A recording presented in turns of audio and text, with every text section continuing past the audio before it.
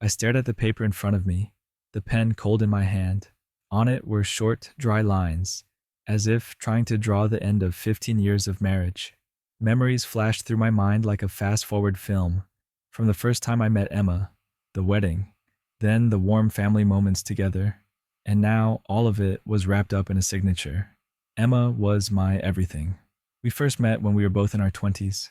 She was a vibrant woman with sparkling blue eyes that seemed to hold the sky, and she always made me feel like I could do anything. She loved art, loved to explore new things, and had a way of making simple moments memorable. As for me, James, I am probably too ordinary. I don't have a great sense of humor. I'm not creative or a dreamer like her. I'm a practical person. I like things to be stable and planned. But it's that difference that makes us bond. Emma brings me freshness, while I bring her security. At least, that's what I think. We built a seemingly perfect life, two children, Ethan, a smart and affectionate boy, and Lily, an energetic girl whose smile always made me feel at ease. A small but cozy house where every corner was filled with family memories.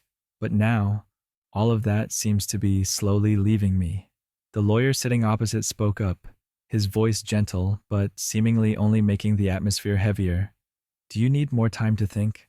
I didn't reply. My eyes were still glued to the words, divorce agreement.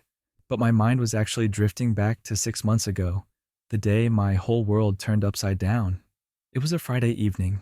I remember the soft yellow light on the ceiling, the aroma of chicken soup rising from the pot, and the laughter of my son and daughter coming from the living room. Everything was peaceful, or so I thought. Emma walked into the kitchen, 2 glasses of wine in her hands. A thin smile played on her lips, but her eyes were different from usual. I sensed something was off, but didn't ask right away. We sat down at the dining table, her glass of wine still untouched after 10 minutes, as if she didn't really want to drink it but was just stalling. Can we talk for a bit? Emma asked, her voice small but firm. About what? I put down my chopsticks, feeling my chest tighten slightly. I've been thinking a lot about us. I think we should try something new, something different. I frowned. What do you mean? Emma looked me straight in the eye, without hesitation. I think we should open our marriage just for 1 week. That sentence was like a punch to the gut, leaving me breathless. I blinked a few times, thinking I had misheard. Open our marriage? You mean you want to? Yes, she interrupted me. I think we need time to explore ourselves, to regain the freedom we lost after 15 years of being together. Just 1 week, James. Then we'll come back stronger. I froze, her words echoing in my head, piercing my every thought. Emma sat across from me, her face impassive, as if she had just suggested a vacation. Not something as crazy as that. Why now? Why us? I growled, anger rising in my chest. Emma lowered her head, avoiding my eyes. Can't you see? We've become too comfortable with each other. This life feels boring. I'm not saying we're unhappy, but I need more. I need to feel alive again. The words cut like a knife. I was silent. The only sound was the ticking of the clock on the wall and the laughter of the children in the next room. A feeling of helplessness spread throughout my body. What about me? I asked, my voice low. What about the life we've built? What about the kids? Did you even think before saying this? Emma took a deep breath, her eyes flashing with something like regret. This isn't because I don't love you. I still love you. I still cherish our family. But you have to understand, this is for me, for us. I truly believe that if you agree, we'll learn to trust and love each other even more. Trust? I almost laughed, but there was only bitterness in it. You think this idea will build trust? Do you realize it will destroy everything we have? She didn't answer, just sat there, looking at me with pleading eyes. I stood up, the chair clattering against the floor. I walked out of the kitchen and opened the window to look out at the neighborhood. The cold spring night air rushed into my face, but I didn't care. How could I face this? I was pulled back to reality by the lawyer's light knock. Mr. James? I looked up at Emma. She was sitting across from me, her eyes tired and empty. I wondered how we'd come to this point, but the answer had been clear for a long time. She had chosen a path I could not share. Taking a deep breath, I picked up the pen. What we once had was now just a memory. I signed my name, and with the last stroke of ink, I let go. I sat in my office, the light from my computer screen shining on my tense face. An important project was waiting to be completed, but my mind couldn't focus. Emma's words from last night kept ringing in my head, like a small needle stabbing into my heart. I couldn't sleep all night. I tried to convince myself that Emma was just kidding, that maybe it was just a whim, a whim.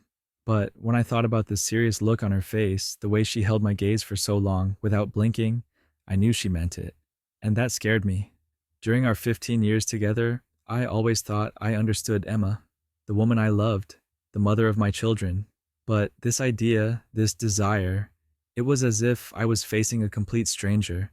How can someone love you, cherish your family, but at the same time want to step out in search of that freedom? I got up from my chair, walked out of the study, and went downstairs. The daylight was streaming through the large windows, illuminating the polished wooden floors. The children were at school, and the house, usually filled with their laughter, was strangely quiet. I found Emma in the kitchen, standing with her back to me, cutting fruit. "Emma," I called, my voice dry. She turned back, a small smile crossing her face, but when she saw my expression, the smile quickly faded. "We need to talk," I said, moving closer. "James," she sighed, setting the knife down.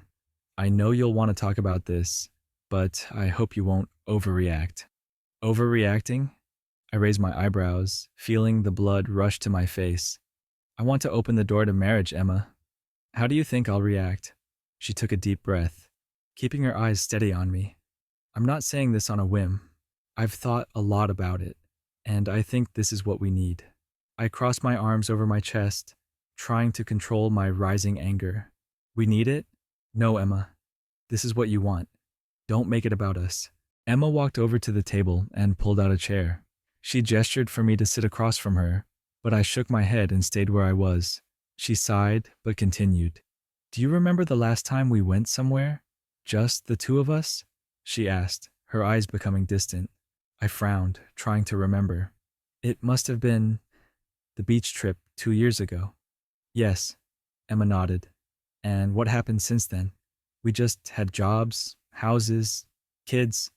I don't blame you for that. But, James, I feel like I've lost a part of myself. I don't know who I am anymore, except as a mother, a wife." "So you think sleeping with someone else will help you find yourself again?" I asked, my voice sharp as a knife. Emma bit her lip, but didn't back down.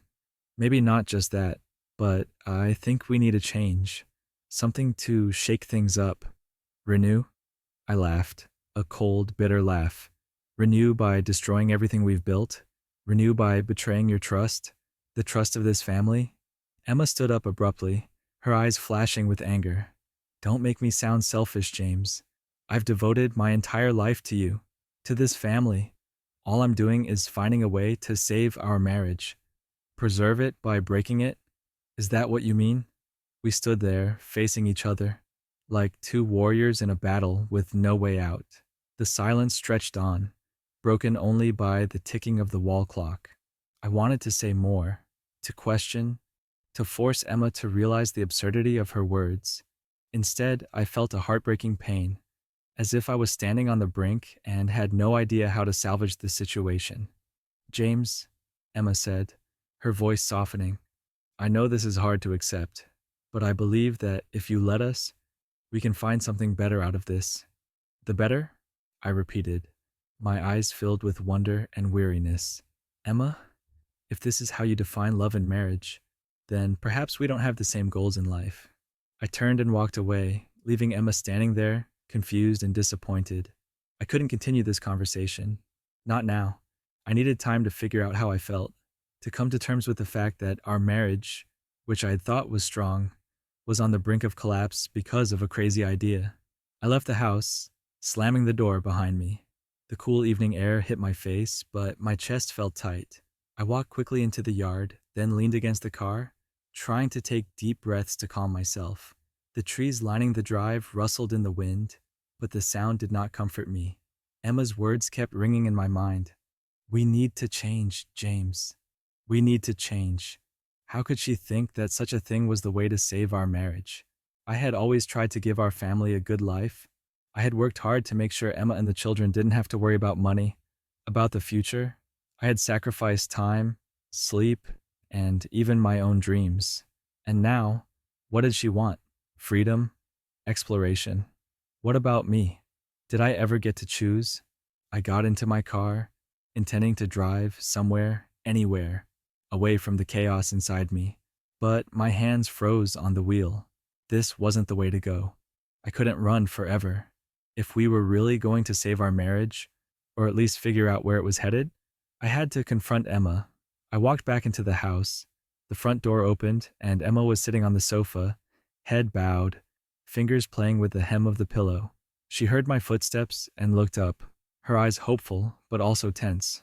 "You're back," she whispered. I stepped in, closing the door behind me. "We need to figure this out, Emma. I can't go on like this." She nodded slightly, sitting up straight. "I know you're angry, James. I know this isn't easy for you to understand. But do you ever feel like we're in a cycle? Day after day, it feels like we're stuck. I just want to find a way to break it." I sat down across from her, keeping eye contact. "Break it down by risking everything we've built? Emma, I used to think we were a team, that we'd always fight for each other. But now I feel like you're fighting against me." She bit her lip, her eyes brimming with tears. "James, I don't want to fight you. I just want to feel alive, to feel like I'm still me." "What about me?" I asked, my voice tight. "What about the kids? How do you feel about putting everything on the line just because of your feelings? Emma, this isn't just about you. This is about us, about this family." She looked at me, tears starting to roll down her cheeks. "You don't understand, James. I love you. I love this family. But I feel like I've lost a part of myself. I don't know how to get it back. And this idea, it's the only way I can think of." "The only way?" I stressed each word, trying to contain my rising anger. "What about talking to you? What about finding other ways, like traveling or even marriage counseling? Why didn't you choose those instead of the one thing that could destroy everything?" Emma was silent. She had no answer, and that silence made me feel like I was sinking to the bottom. I stood up, hands in my pockets, trying to calm myself. "Emma, I can't accept this. Not because I'm old-fashioned, not because I don't love you, but because I don't want to lose what we've built together. If you really think that destroying trust is the way to rebuild it, then I don't know if we're still together." She burst into tears, her face buried in her hands. I didn't know if it was because she felt remorse or because she realized I wouldn't give in. I stood there for a moment, feeling like everything in the room was unbearably stuffy. "I'll go upstairs," I said, my voice low. "When you're ready to really talk, we'll continue." I turned and walked away, leaving Emma crying on the couch. When I entered the room, I closed the door, but her cries still echoed in my mind. I knew that this battle had only just begun, and I wasn't sure if I had the strength to continue. But I knew one thing. If Emma didn't give up on this idea, our marriage would never be the same again. In the days that followed that tense conversation, our house felt like it was being enveloped in a dark atmosphere. Emma and I barely spoke, beyond brief exchanges about the kids or the necessities. But even in those quiet moments, I could feel the distance growing between us, an invisible but heavy distance, a widening rift that threatened everything we had built. I tried to keep things normal, at least in front of the kids. At breakfast, I still made coffee for Emma, but she just took it, nodded her thanks, and didn't look at me. In the evenings, we still sat together in the living room, but neither of us said a word. She was often engrossed in her phone screen, her eyes glued to something I couldn't see. And I just sat there, trying to read or watch TV, but my mind was actually consumed by a series of questions. What was Emma thinking? Did she still want to save this relationship? Or was the idea of freedom still dominating her mind? One evening, while Emma was in the shower, I happened to notice her phone on the table. I had never been the type to pry or check my wife's phone. During our 15 years together, I had always trusted her, but this time the urge was too strong to resist. I reached for the phone, my hand shaking slightly as I unlocked the screen. Her password was still our birthdays. In my inbox, a name popped up immediately. Willa, Emma's best friend. I didn't think much of it at first, but when I opened the chat, the messages between them made my heart clench. Willa, have you talked to James? How did he react? Emma, he was shocked, of course, but I still think this is the right thing to do. I need freedom, Willa. Not just for me, but for both of us. Willa, do you think James will agree? I'm afraid you're risking too much. Emma, if he really loves me, he will understand. If not, maybe I need to face reality too. I felt like someone had punched me in the gut. Those words, the thought that she was willing to risk our entire marriage, left me at a loss for words. I put the phone back on the table, trying not to leave any trace, and walked out into the backyard. The air outside was cool, but I felt nothing but turmoil inside. When Emma came out of the shower, her hair still damp, I just sat there staring at her. She stopped, noticed my gaze, and asked softly, "What's wrong?" "Nothing," I replied, trying to keep my voice normal, but inside I knew things would never be the same again. In the days that followed, I couldn't stop thinking about those messages. The idea that Emma might have discussed this with Willa before telling me, that she might have planned it all along, made me feel betrayed. I began to notice every little thing she did, from the way she answered the phone to the way she smiled when she read a message. It all made me uneasy. I remember a BBQ we attended a few weeks ago. That was the first time I heard Emma mention the open marriage idea. At the party, Willa told me about a couple she knew who had tried it and were happier than ever. I didn't think much of it at the time, just dismissed it as gossip. But now I realize that it probably planted the seed of Emma's crazy idea. One day, while I was cleaning my bedroom, I found a small notebook on Emma's desk. It wasn't like the notebook she usually kept for work, but rather a diary. I wasn't sure if I should open it, but curiosity, or more accurately, desperation, won. I flipped to the first few pages and read. Emma's words filled the page, describing how suffocated she felt in her marriage. "I love James, but sometimes love isn't enough. I feel trapped in my role as a mother and wife. I don't know who I am anymore." Those words made my heart ache. I wanted to be angry, but instead I just felt sad. I had no idea Emma felt that way. I always thought we had a good life, a happy family, but now I realized that while I was busy worrying about my job and our family's future, Emma had gradually lost herself. I put the book down, feeling empty. I wanted to help her, to save this marriage. But how can you save a relationship when one of you no longer wants to fight? In the days after reading Emma's diary, I felt like I was living in another world, where everything was a lie that I had never realized. She still kept her normal appearance, still got up early to prepare breakfast, still drove the kids to school. But now I couldn't look at Emma without hearing the words from her diary echo in my head. I don't know who I am anymore.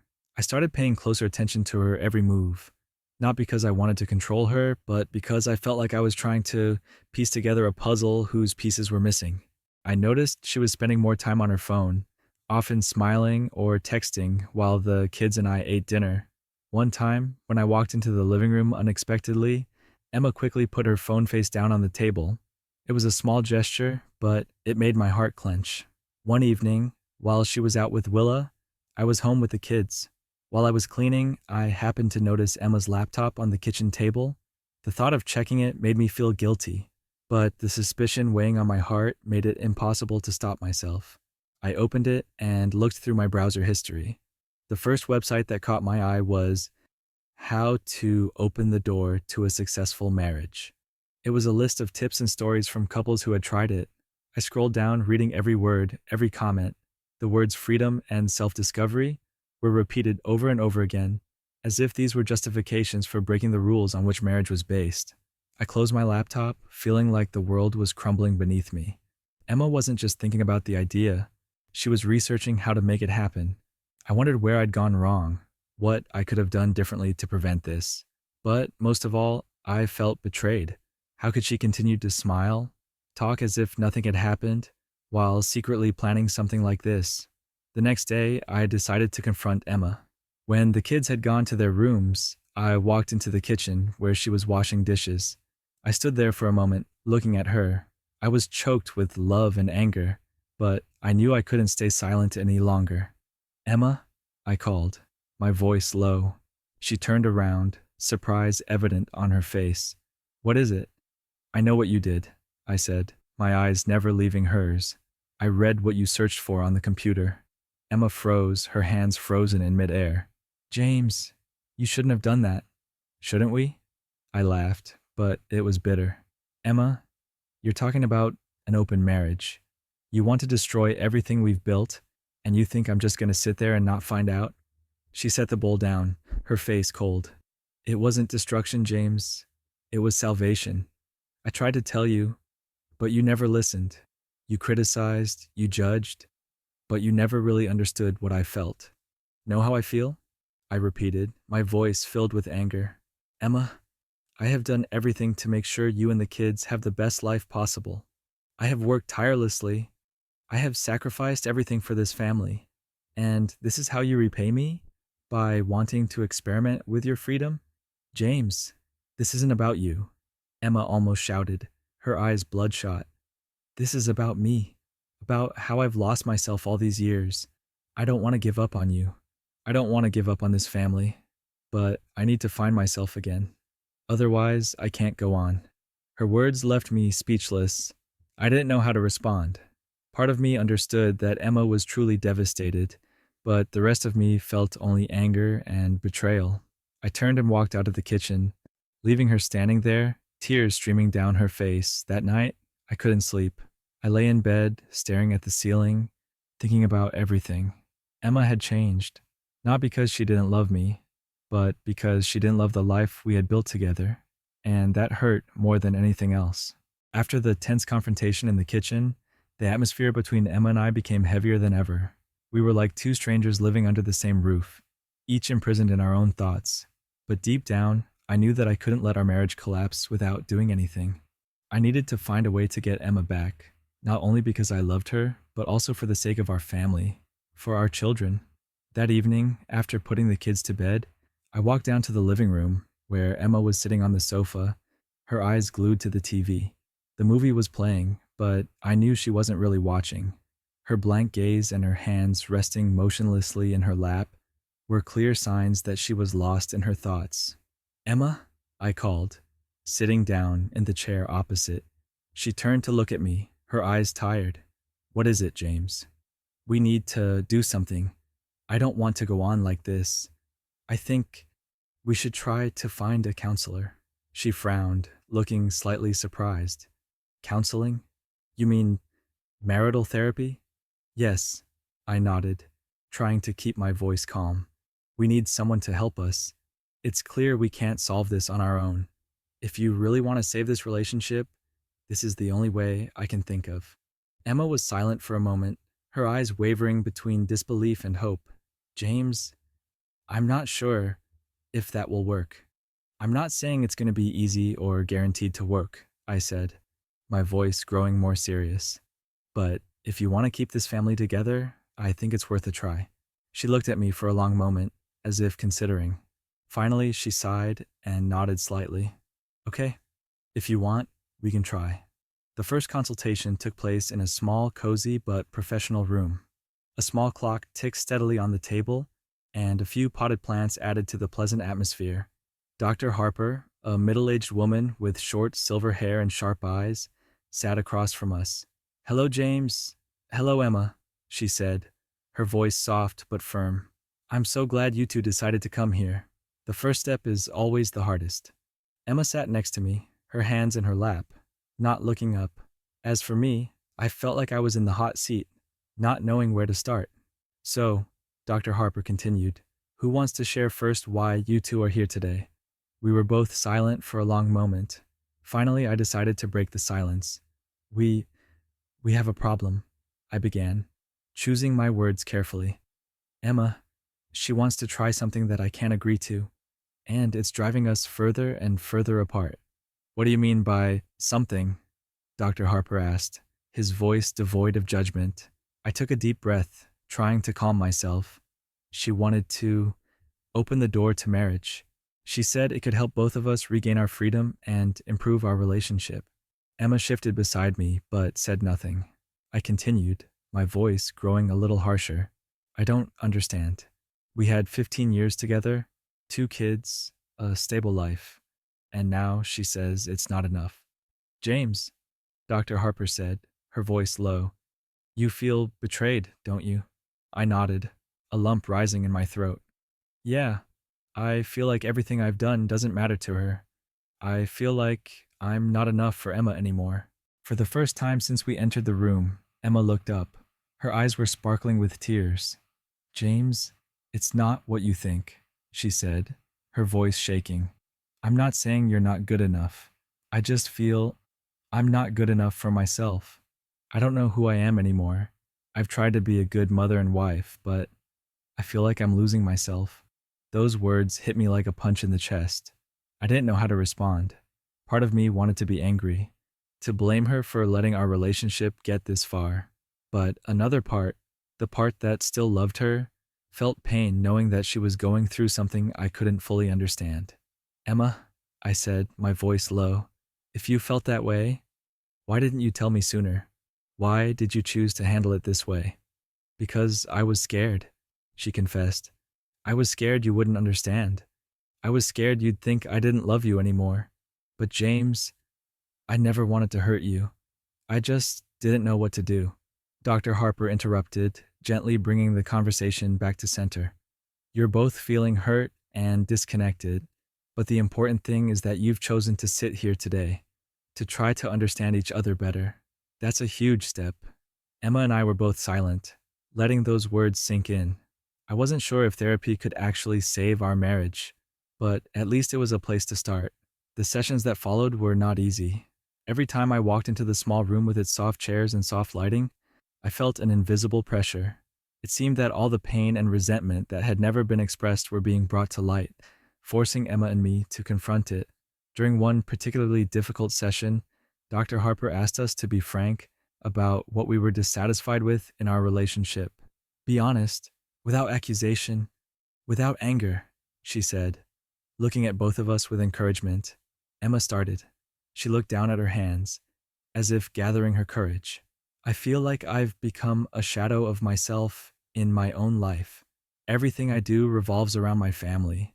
Cooking, cleaning, looking after the kids. I'm not saying I don't love James or the kids, but I don't have time for myself, and that suffocates me. I sat quietly, listening to her every word. Those emotions, I realized, were something I had never paid attention to. I'd always thought I had done my part, providing financially, making sure everyone had a comfortable life, but perhaps I'd forgotten that Emma needed to be cared for in other ways too. James? Dr. Harper urged. Do you have anything to say to Emma? I took a deep breath. I didn't know you felt that way. I thought that working hard and taking care of our family was the best way to show my love. But now I realized that I wasn't paying attention to what you really needed. Emma looked at me, her eyes flashing with emotion. James, I know you've sacrificed a lot, but I don't need you to just work and provide. I need a companion, someone who truly shares with me, not just the responsibilities, but also the emotions. Those words made me feel like a knot in my heart was loosened. Over the years, I'd been so busy being the breadwinner that I had forgotten my role in maintaining the bond with Emma. As the sessions continued, Dr. Harper offered exercises to help us reconnect. One of them was an honest conversation every evening, where we would both spend 10 minutes talking about something we were feeling during the day, without judgment or interruption. At first, it was awkward. At first, we talked about superficial things like, the weather is nice today, or the kids are working hard. But gradually, we began to open up. I told Emma about my worries about work, about the pressure of always having to keep everything running smoothly at home. Emma, for the first time in years, told me about her deepest fears, the fear that she had lost herself, the fear that she was no longer attractive to me. One evening, as we sat together in the soft yellow light of the living room, Emma took my hand. James, she said, her voice shaking, I know I hurt you with that idea, but I really just wanted to find a way to feel alive. I didn't want to lose you, or my family, but I didn't know how to find myself again. I squeezed her hand, my chest filled with a mixture of pain and relief. Emma, I said, I want to help you. but we have to find a way to do it without destroying everything we have. If you need time, I'll give it. If you need space, I'll try to create it.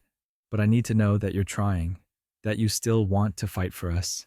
She nodded, tears streaming down her cheeks. "I want to, James. I really do." The sessions not only helped us understand each other better, but also helped me learn a lot about myself. I realized that I had been too focused on fulfilling the role of protector and forgot that love needs to be nurtured by presence and sharing. I also learned to listen to Emma more, not just with my ears, but with my heart. Yet, despite the progress, I still felt a lingering anxiety. Even though Emma said she wanted to try, I couldn't help but wonder, had she really given up on the idea of freedom? And could we really find the trust and love we once had? The sessions helped Emma and I close the gap temporarily, but they didn't completely erase the cracks that had appeared. As the days passed, I convinced myself that we were making progress, that we were both trying, but a deep part of me still felt uneasy, as if some darkness was blocking the light we were seeking. I tried to keep things casual, but my worries grew. Emma, despite her assurances to Dr. Harper that she wanted to work to save the marriage, was behaving in ways that made me suspicious. She spent more time texting, smiled to herself while looking at her phone, and sometimes went out at night without explaining why. When I asked, she simply said, "I need some time to myself, James. Don't worry." I wanted to believe her. I wanted to believe that Emma was really trying for this family, for our love. But those little actions, combined with what I had read in the previous messages, did not give me peace of mind. I felt like I was walking on a fragile surface. One wrong step and everything would fall apart. Then, one evening, when Emma said she was going out to meet Willa, I decided to check. Not because I wanted to spy, but because I needed to know the truth. I didn't want to live in the dark any longer. I waited for her to leave the house, then walked into the bedroom, where her phone was usually on the table, but tonight, it wasn't there. I went downstairs to the living room and found the phone on the table. My heart was pounding as I picked it up. My hands were shaking as I entered the password, which was still our birthday. This time, I went straight to the messaging app. I saw a conversation between Emma and Willa, but that wasn't what shocked me. What made me freeze was the other contact name, Chris. Who is Chris? I opened the chat and read. The messages appeared, clear and unmistakable. "Chris, meet me at the same place tonight. I can't wait to see you. Emma." Okay, but not for long. I don't want James to get suspicious. I stood still, my eyes glued to the screen.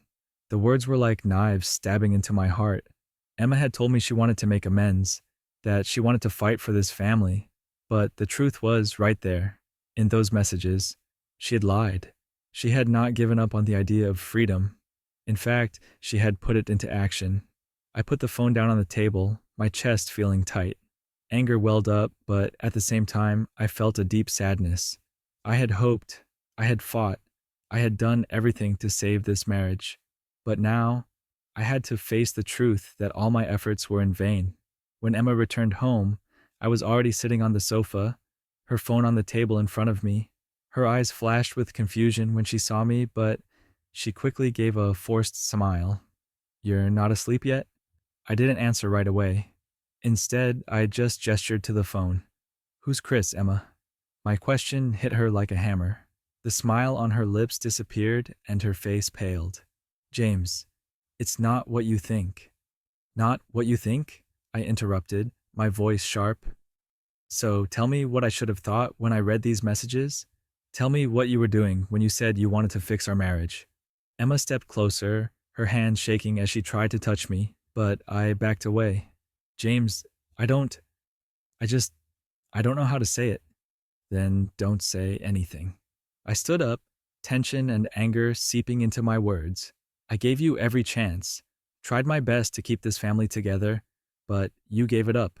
And if you're not willing to fight, then I can't do it alone."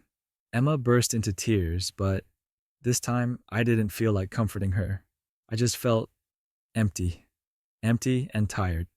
"James, I'm sorry," she sobbed, but I shook my head. "Sorry doesn't mean anything anymore, Emma. You made your choice, and now I have to make my choice too." I walked out of the living room, leaving Emma slumped on the couch, tears streaming down her face. I couldn't face her. Not yet. Every emotion was swirling inside me: hurt, anger, disappointment, and resignation. I walked into the bedroom, closed the door, and sat on the bed, staring into space. Images of our marriage flashed through my mind like a film reel. I remember the first days we met, the laugh filled dates, and the moment I proposed to her under the sunset on a peaceful beach. I remember Emma's smile when she held our son for the first time, the proud look in her eyes when our daughter took her first steps. But now, all those memories only bring me more pain. I can't understand. How did we get to this point? How could the woman I love, the person I built a life with, destroy everything just because of a free idea? The next morning, when Emma walked into the kitchen, I was already sitting with a cup of coffee in front of me. She stopped when she saw me, my face haggard from a sleepless night. "We need to talk," I said, my voice calm but firm. Emma pulled up a chair and sat down, her hands gripping the glass of water in front of her as if it were the only thing keeping her steady. "James, I'm sorry. I really don't know what I did. I didn't mean to hurt you." I shook my head. "Stop apologizing, Emma. I don't want to hear it. What I want to know is why. Why did you do it? Why did you betray my trust? Our family's trust?" Emma bowed her head, tears welling up again. "James, I can't explain it. I feel like I'm drowning, like I'm losing myself. And Chris, he's just an escape. I don't love him. I just want to feel alive again." Her words added fuel to the fire. "Finding the feeling of being alive again? Emma, do you ever think about how I feel? Do you ever think about what I've done, what we have built together? Or are you only concerned about yourself?" Emma sobbed, but I didn't have the strength to comfort her. I tried, I hoped, but in the end, I realized that this marriage could not be saved. "Emma," I said, my voice breaking, "I did everything I could to keep this family together, but I couldn't do it alone. You gave up, and I can't keep fighting alone." She looked up, her eyes filled with panic. "James, no, don't say that. I don't want to lose you. I don't want to lose this family. We can fix it. Please give me another chance." I shook my head, exhaustion filling every cell of my body. "There's no chance, Emma. I can't live with someone I can't trust. It's too far gone." Emma cried harder, but this time I didn't let myself waver. I knew that if I stayed, if I tried again, I would only be fooling myself. We had lost the foundation that a marriage needs to survive: trust. In the following days, I began preparing for divorce. I contacted a lawyer for advice and began thinking about how to inform the children. The thought of hurting them was heartbreaking, but I knew that a broken marriage would hurt them even more. One evening, while sitting in the living room, Emma and I decided to have a talk with our children. Both children looked at us with innocent but worried eyes. I tried to keep my voice calm as I said, "Mommy and Daddy need to tell you something important. We've tried so hard, but in the end, we think it's best for everyone to live separately." My daughter, Lily, burst into tears. "Why? Why can't you just fix things?" I knelt down beside her and put my arms around her. "We tried, Lily, but sometimes fixing things means letting go. That doesn't mean we don't love you. We'll always be here for you." My son, Ethan, sat silently, his eyes filled with disappointment. "So, we're not a family anymore?" Emma, sitting next to me, was speechless. I looked at my son, my voice breaking. "We're still a family, Ethan. Just a different family." That conversation was one of the most difficult moments of my life, but it was also a necessary step for us to begin to accept the truth and learn to move forward. After signing the divorce papers, I walked out of the lawyer's office feeling empty.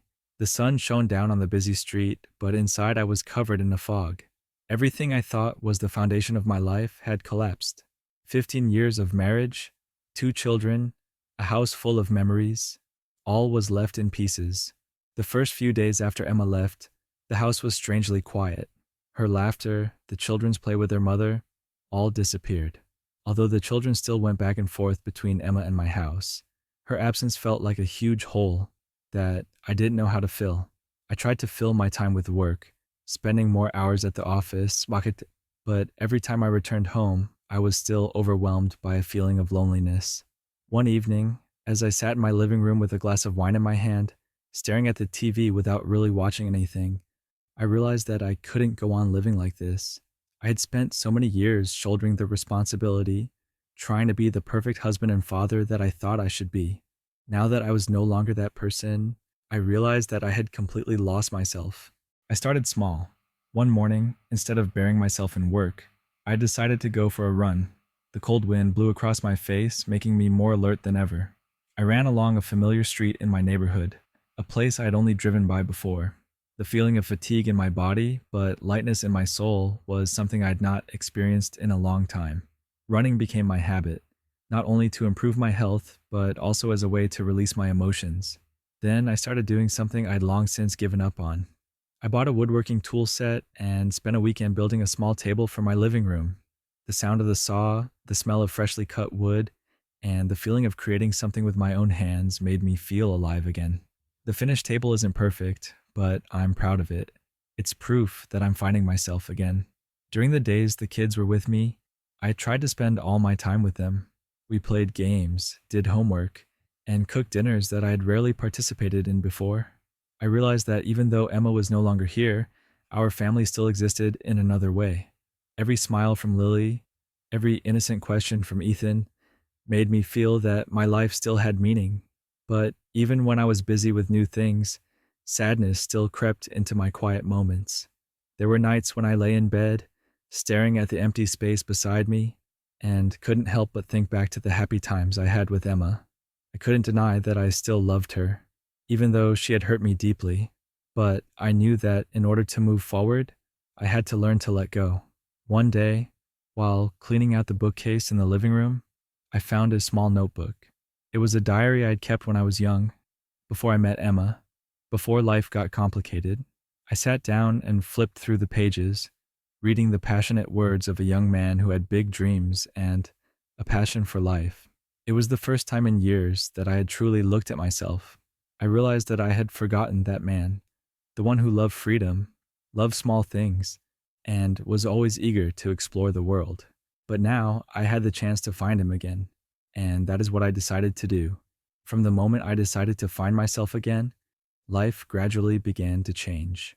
In the following days, I took the initiative to try things that I had never thought of before. I joined a local running group.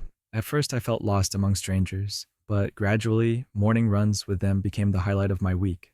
They were not only runners, but also new friends who inspired me to expand my worldview.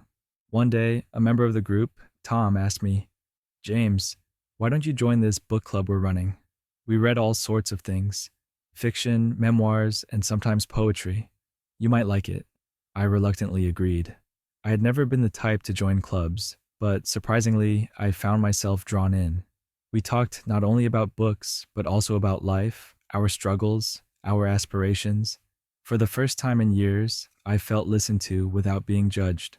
One evening after the discussion, a woman from the group approached me. Her name was Clara, an art teacher with a gentle smile and warm eyes. She didn't ask me about my past, didn't pry into my suffering. Instead, she talked about simple things, about the painting she was doing, about the afternoon she enjoyed walking in the park. It was her lightness that made me feel comfortable, unburdened, and unencumbered. Clara was unlike anyone I had ever met. She didn't try to change me or delve too deeply into my wounds. Instead, she was there, listening and accompanying. We began to see each other more often, not in romantic settings, but simply over coffee, talking in the park. Her presence was a healing balm, not rushed, not forced, just genuine. Meanwhile, my relationship with my kids was improving. Lily and Ethan were initially confused by the divorce, but I tried everything I could to make them feel loved and cared for. We created new routines together: board game nights, weekend camping trips, and home movie nights with popcorn I made myself. One evening, while we were roasting marshmallows around a fire in a park, Ethan suddenly asked, "Dad, are you sad that Mom isn't here anymore?" I was taken aback by the question, but I knew I had to be honest. "Yes, Ethan, Dad was very sad, but the important thing is that we are still here, together. And I believe that even though Mom is no longer with us, she still loves you very much." Lily took my hand, her eyes shining with understanding beyond her years. "You love us too, right?" Always, I said, squeezing her hand. Moments like these make me realize that I am not only rediscovering myself, but also redefining the meaning of family.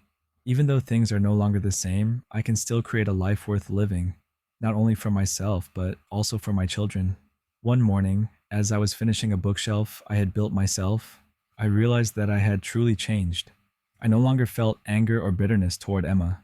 Instead, I felt gratitude.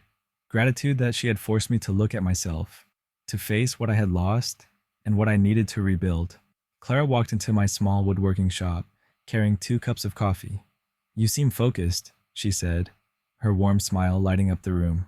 I looked up and smiled. "Just finishing up the shelves for the living room. I thought the kids would like to have their books here." She put down her coffee and looked at me intently. "James, you know what? You're not just redoing this shelf. You're redoing your life, and that's awesome." Her words stopped me. I looked at the shelf, the lines I had carved with my own hands, and realized she was right. I had not only found myself, I had become a better version of myself, a stronger, more open man, and one who appreciated every moment of life. I stood up and walked out into the courtyard where the morning sun was shining. Clara and I stood side by side, looking out at the garden where Lily and Ethan were playing. I didn't know what the future held, but I knew that I was ready to face it with a grateful heart and a hopeful soul.